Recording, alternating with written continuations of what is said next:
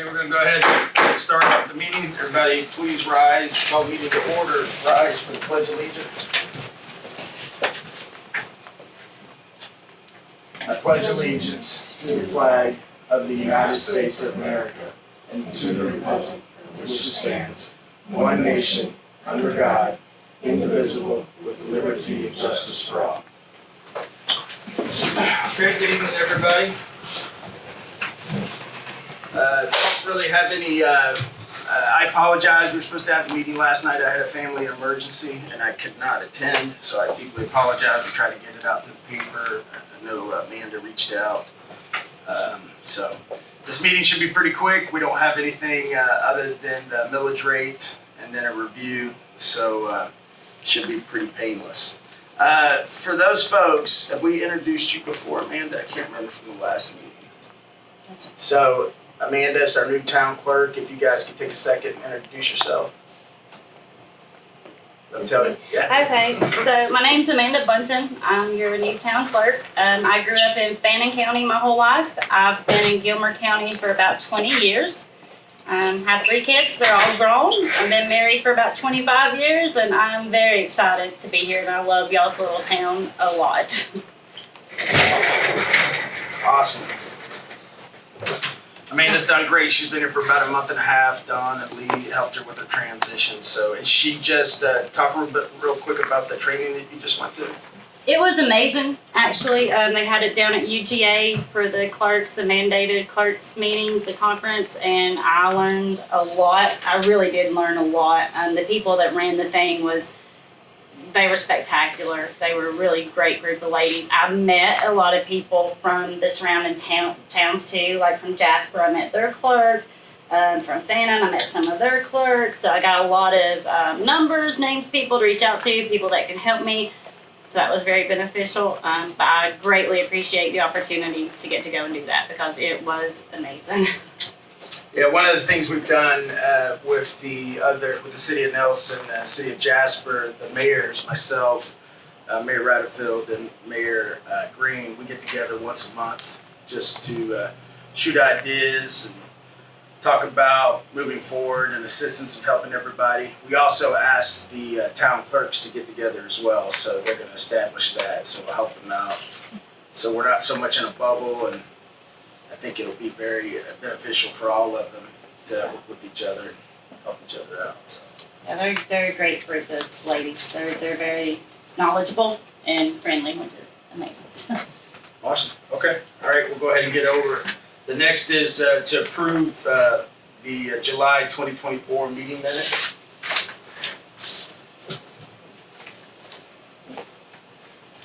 And the one thing that I've decided to do starting this month is, the one thing that we didn't capture as a council is we do the working groups all the time, but we don't capture the minutes for it. So now we're going to do the working group minutes for July and then the actual the town meeting as well. So.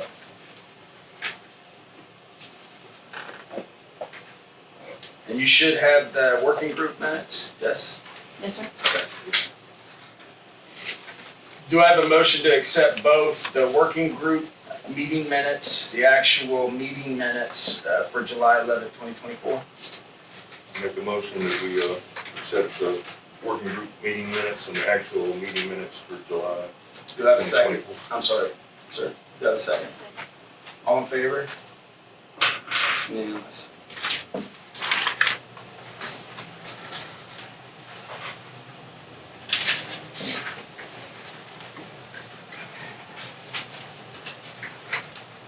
Okay, one thing that I failed to put on the agenda for this month is also we had the special meeting, which was on July 26th.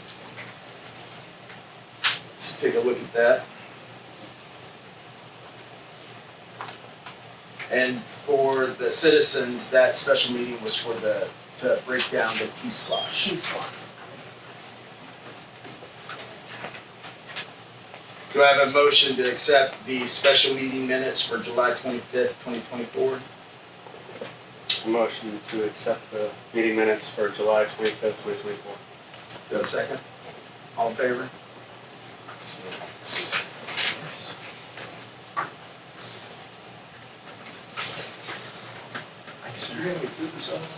So the two I sent you was the working group and the meeting minutes for the month of July. It says working group at the top, and then the meeting minutes. And then that one's a special meeting. That's not my special. You gave me two. Well, there was one. That's not.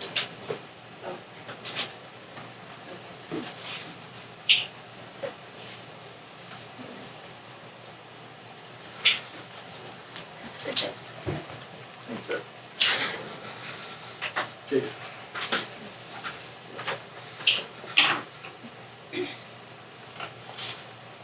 Okay, if there's no other questions, we'll move into 5, which is the approval of July and August financial report.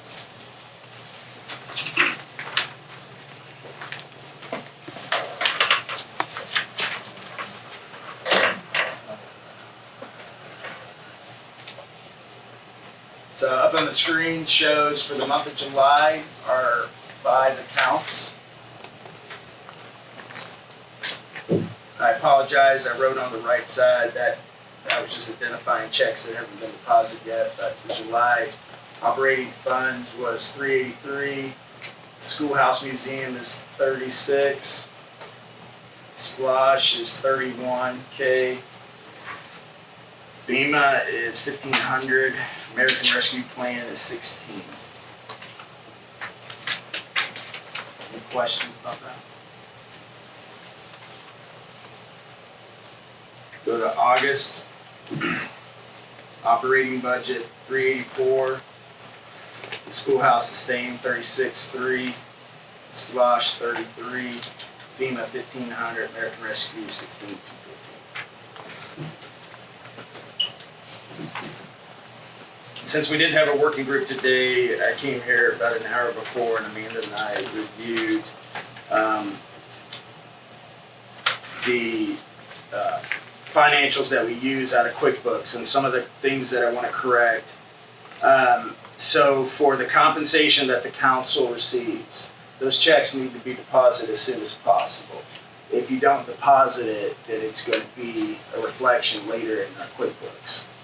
So make sure you get that. That's what that orange is, Jason. Okay. The yellow highlights that Amanda did, those have identified as the checks that haven't been cleared yet. Okay. But if you look at what I've asked Amanda to do from now on is I want every expenditure lined out or individually labeled. So if you look on page 2, she made several deposits at one time, but I want it separated to show checks that we wrote, checks that we receive and deposit, and then checks that are automatic or payments that are automatically taken out of our account. That's what the ACH is. Does that make sense? So I want it to be able to be cleared. So if I go straight down this, I got the dates, everything spells it out, says the payee or deposit, says what it is, a little memo that Amanda can write in there to be specific, especially on our maintenance. I want to know exactly detailed what we're doing, even though we've already created POs for our maintenance to track that. Everything should be spelled out. Does that make sense? One of the things Amanda showed me was like voiding out checks. So if there's a mistake, we've had some issues with our printer, it's whatever a new one.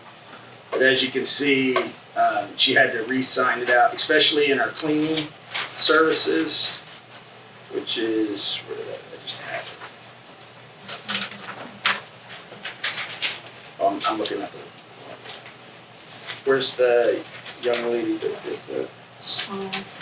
722. it's not on this. Okay.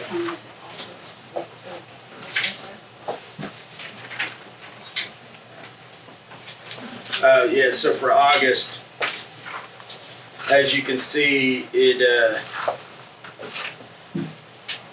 she had to cancel a check, avoid a check, then write the new check, and that's what you see.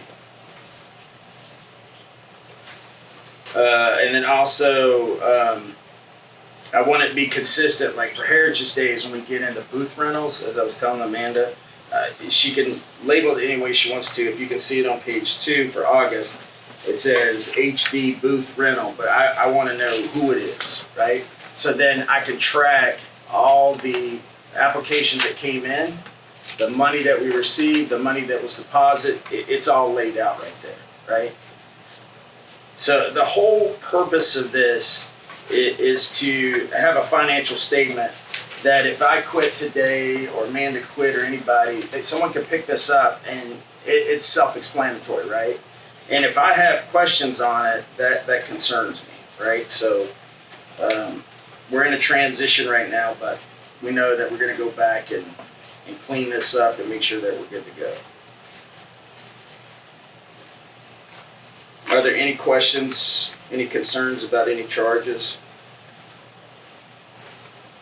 As I had stated before to the council a month and a half ago or so like that, now we're, for Jerry and his contract services, he is going to identify a cost. He will come in, fill out a PO, and then Amanda will review that, and then we will accept for him to make that charge. He basically does all his charges out of Ace Hardware in Jasper, right? I want to make sure that we're tracking on this and we're not spending, because we have a budget for that was approved last December, and so we have to stay within that. We can't just constantly go out and purchase things. I know that it's for maintenance, but I want to better be able to track that so it makes sense. For instance, I just saw here on this page right here, in February we spent $1,300 on the gator, and now we're spending another $1,000 here now to get it fixed again. Well, now if I keep doing that, that's just fraud, waste, and abuse. Something is not right? So that's the whole reason why we track this. We have the POs to be able to identify what outstanding charges there are and be able to go back and question that. Again, it goes back to everything should be laid out here in this document, right? And it's your responsibility to question those things, right? To make sure it's understandable.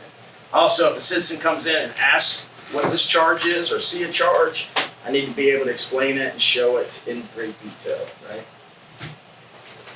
Any questions about that? Okay.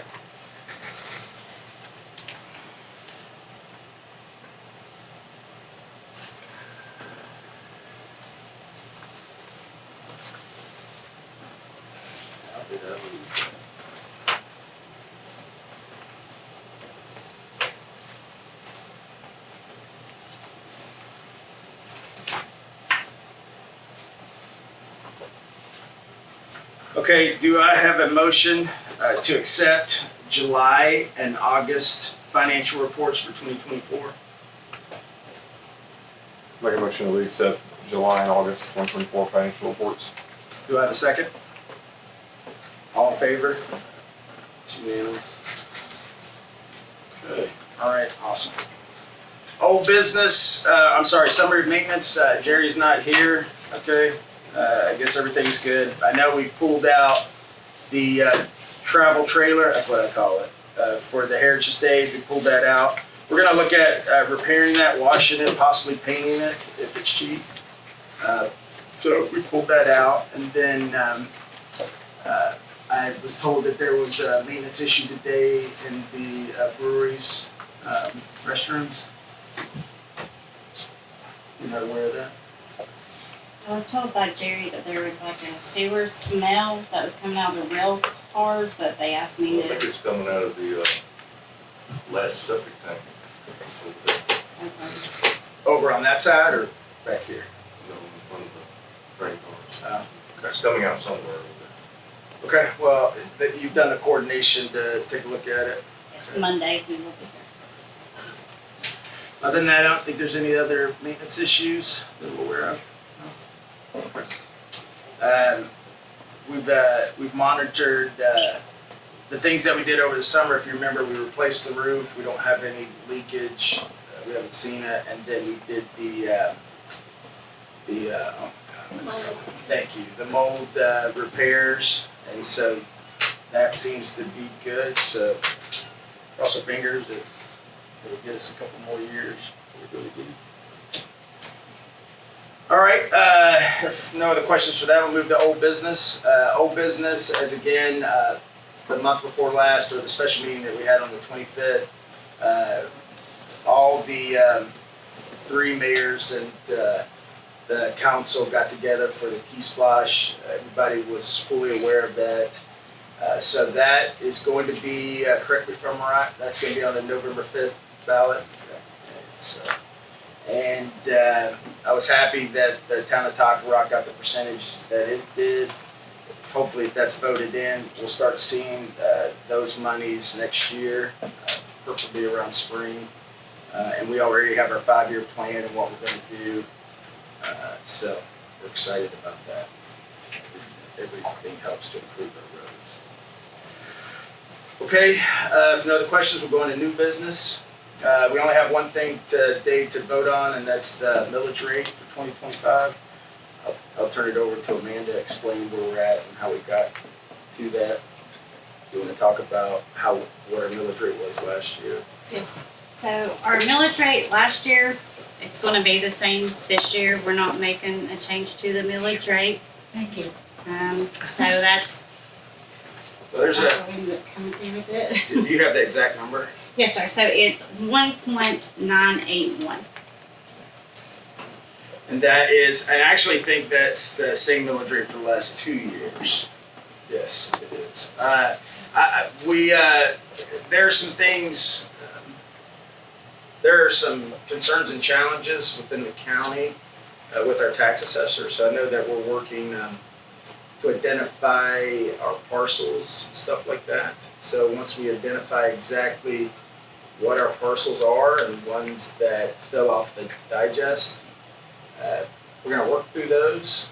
So I felt it was important to stay with what we have right now.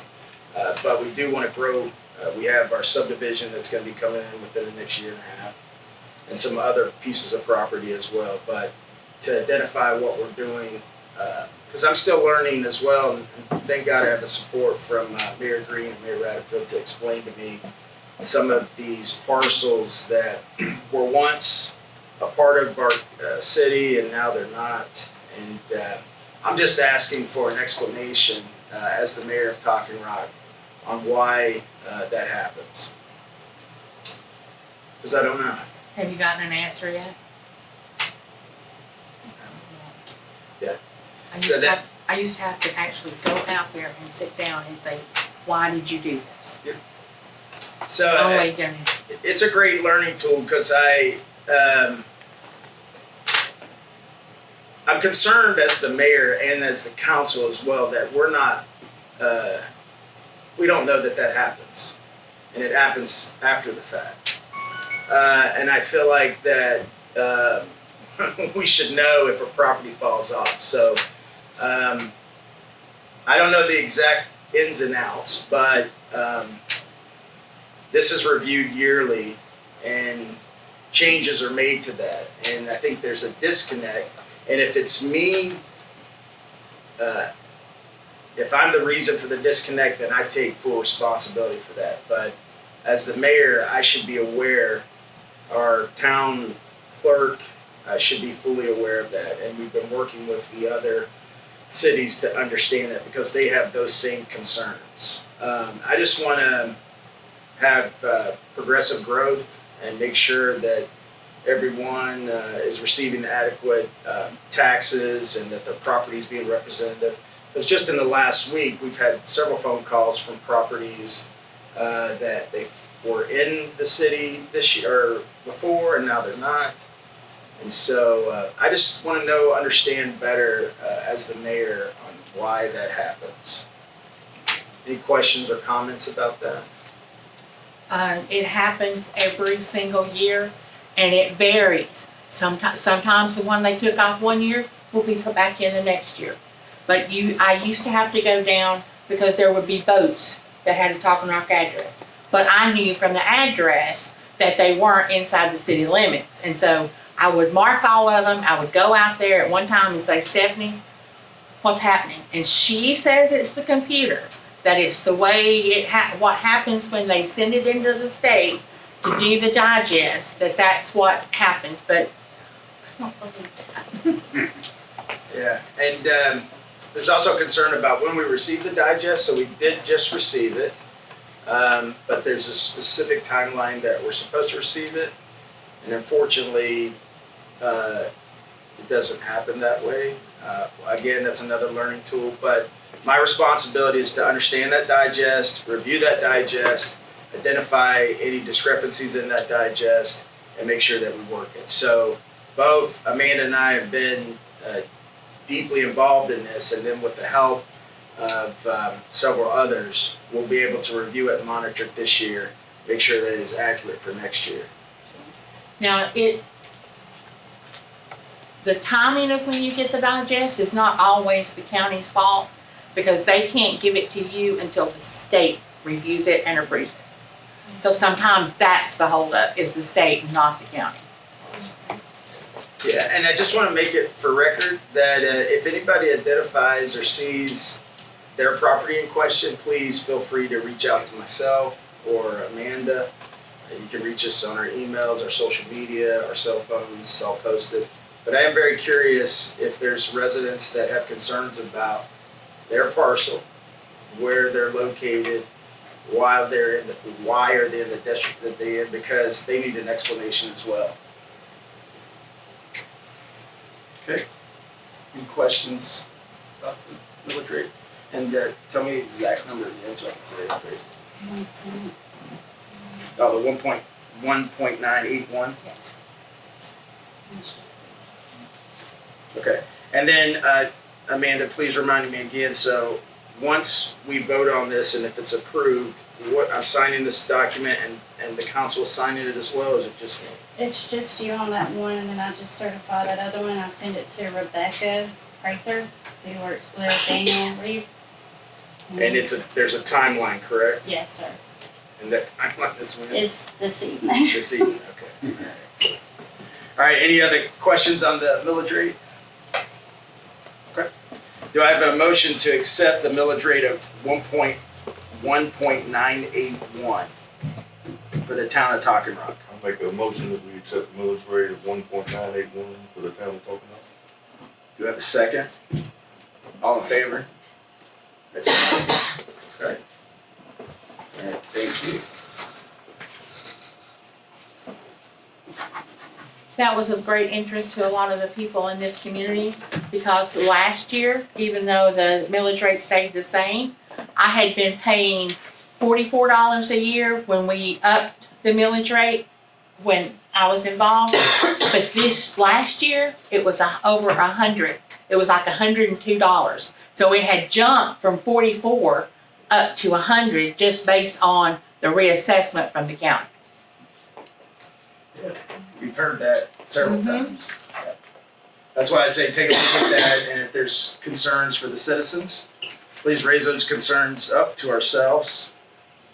We should pull in the progress and get it out to social media. So again, we just want to protect everybody, make sure that people are being treated fairly and paying the proper taxes for their property. And like Ms. Sands had stated, if you have a jump that significant in a 1 year's period, then that needs to be looked at, right? And I just need to do better myself to understand that better and get more involved. And that's what we've been doing here for the last month and a half. So, Well, the tax bill came out, and it was like, I think it was like $102, and I'm like, whoa. And then a couple of weeks later, they come out and reassess my property and measure every little building on that property. Well, how can you increase my property value that much when you've not even come out there and done an update on the assessment? That was my question. Nobody had an answer for that. Well, it's based on how other houses are being sold, and it increases over time. As a comparison house goes up, it This increases wasn't the value over of the house. time. This was like in 1 year. Well, I That think mine I jumped. think we did raise it. Last year we raised it. I don't think it would have been that significant. Because Because you're remember we saying talked about it's we right didn't pay at the 2. trash out of Yeah, it, it's under 2. and we raised it. And it was 2 before. I mean, I would assume that y'all have the sales tax rollback in there. But y'all upped it at 2 when Randy was still here. Okay, awesome. Next is our Heritage Day review. I know everybody's looking forward to that. Again, it's the third week in October. My wife, Jeannie, Amanda, all the volunteers, really appreciate all the efforts. One of the things that we've really improved on is our sponsorship. And so we've been working very hard. We got several premier folks that we'll be identifying that were new from last year. And then actually Amanda, I appreciate what she did, because she's actually went and started walking and talking to businesses, but we have a jump in our sponsorship. That will do So it. really appreciate that. So we'll have the list coming out. We still want to get more because we really want to put on a great benefit. We have 2 new businesses, or actually is Dan gonna actually be open? I asked him last time. You said that was his grand opening. Is it? Okay. So if Dan opens his, we'll have 3 brand new businesses, a Boxcar, and then Rusty's Amish store is Dusty. open. Dusty. Dusty. Close I owe him lunch now. enough. At least he's not here. When I said that, I said my best friend growing up was Rusty. Dusty and his wife, if you haven't been in the store, check it out. It's really awesome. He's got fresh meat and fresh goods. He's got organic beef and other types of chicken and stuff. So it sells quick, and he was very surprised. Also fresh breads and stuff like that. And it's just got a great feel in it. It's a great historical building, and they did a fantastic job renovating that. So it's a great piece. And then the Boxcar restaurant. If you haven't been in, it's absolutely phenomenal. The design and the aesthetics of it, great job for those folks. And I've ate there twice, so the food's good every time I eat there. So how's things going with that? Oh, pretty good. Yeah, staying really busy on the weekends, Yeah. especially. Better than what you anticipated? I really had no idea. But it has brought a lot of other people in the talking about Yeah. that weren't here before. Yep. I was just talking to someone One had that's some Jasper people out here. Yeah. We were at the Chambers breakfast, and people had asked about it. They're from Millage, so that's good. I mean, that's the great thing about it is our tourism, our park, and the businesses. The business owners down here do a phenomenal job, and they really care about what they're doing. Again, it's our responsibility to get people in here as much as possible, and I'm pretty excited for the Heritage Days. It's been ran well. It's since the beginning, and it just keeps growing. And that's what our expectations are this year. How are we looking at vendors? Did we get more? I've had more, yes, come in. Yeah, but Since we're I more got back. vendors now than we were last year. So the next planning meeting, we've got to decide the layout. We do, I will be honest, I spoke with Blackwater Station, Adam and Michelle, and they just want the love of the Heritage Day because it was, it's around this area.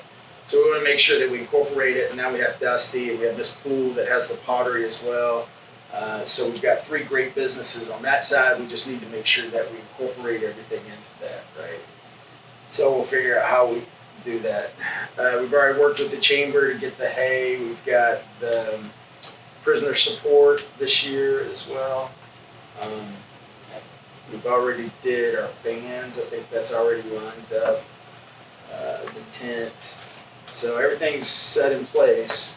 Just got to pray for good parking, good weather, things like that. So volunteers, if you'd love to volunteer, I'd love to have it. You'll get free food, and just let me know, and we'd love to have you. So yeah, we're gonna feed you.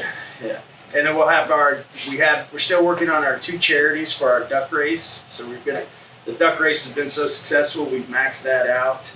We've got to find some more ducks that I think it was my wife that was giving them away last year for, I don't know why, but so, we've got about 10 of them that are MIA right now. So once we get that in, it's a $500 cap. So everybody who was working supported that, and we were able to do 4 different 4 different agencies in the last 2 years at a total of 2,000. Doesn't sound like a lot, but anything is better than nothing. And so in time, we'll grow and get better on that. But I do appreciate everybody that works hard to get that done. So super excited again, third week of October as always. We also have Max going to be doing the sunrise service on Sunday. He absolutely loves that, and people adore and love listening to him talk. He's done a phenomenal job on that. And then hopefully we get the Old Town Friar. I hope he's still alive and he shows up. He's been here forever. Okay, then he'll probably be here. Yeah. So we're super excited. Bunch of food vendors that we'll have as well. Bounce houses, we've already got that coordinated. So yeah, should be good to go. One way, James, to help draw people over to that side of the creek is to ask them for permission to put some of the vendors over there. Yeah, it's That used to work out very well. Yeah, so that's what Adam and I talked about. We also talked about he's got a huge flatbed trailer. Talking about putting music over there as well. You could have music because they've actually had music there before with the brewery having music, and it doesn't interfere. So there's so many great entertainers that we've had lined up in the past that Mary Hoff has coordinated. There's new folks. We actually have a gentleman out of the American Legion, Mr. Johnson. He has a band. That's our goal, is to get some entertainment over there in some of the booth as well.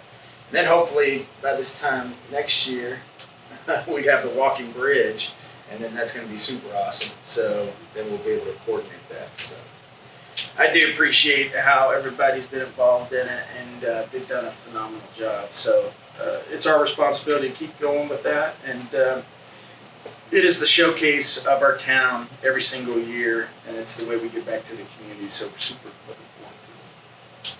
Okay. I would ask y'all to please consider something.